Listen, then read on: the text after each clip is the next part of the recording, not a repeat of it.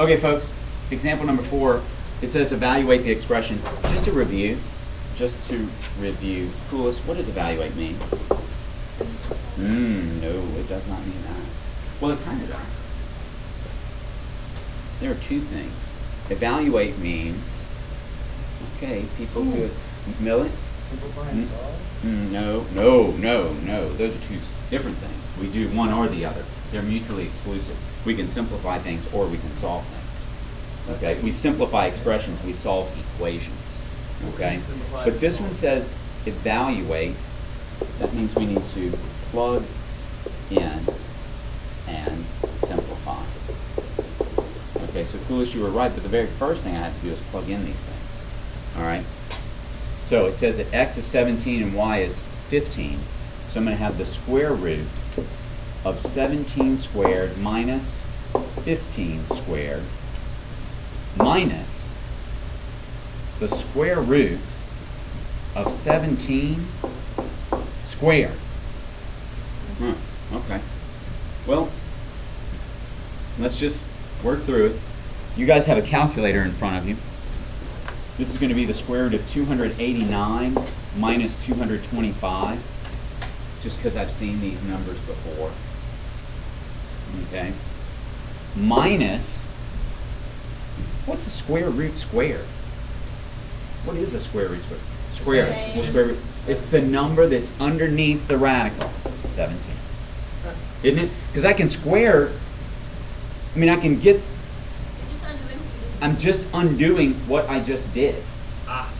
Right? If I square 17, I get 289, and I take the square root of it, right? Then I'm going to get 17. Now that brings me to something that we haven't spoken about yet that we need to. You can multiply radicals. You can multiply radicals. Let me finish this and then we're going to talk about it. 289 minus 225, isn't that the square root of 64? Is that right? When I subtract, Lauren C? Isn't that right? Okay, good. Minus 17. Now the square root of 64 is 8 minus 17. And when I put these two things together, I'm going to get minus 9. Everybody happy with that? Everybody get that?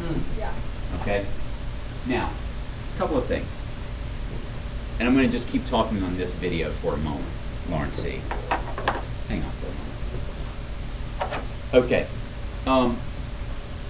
We can multiply any radical, regardless of what's under the square root. I can add common radicals. So let me show you what I'm talking about.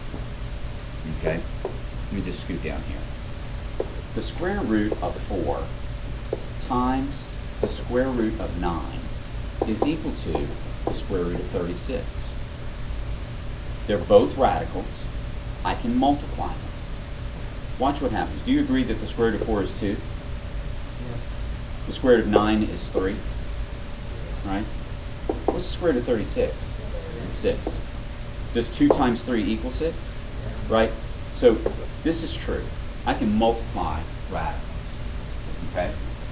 So going back up to this problem, this says the square root of 17 times the square root of 17. That's what the square root of 17 squared is, right? And when I multiply 17 by 17, I'm going to get the square root of 289. But that just undoes it, and it goes back to 17, right? Whenever I square a square root, I get the number that's underneath. Or if I take the square root of a square, I get the number that's underneath. They undo each other. Okay? Fine. We can multiply radicals.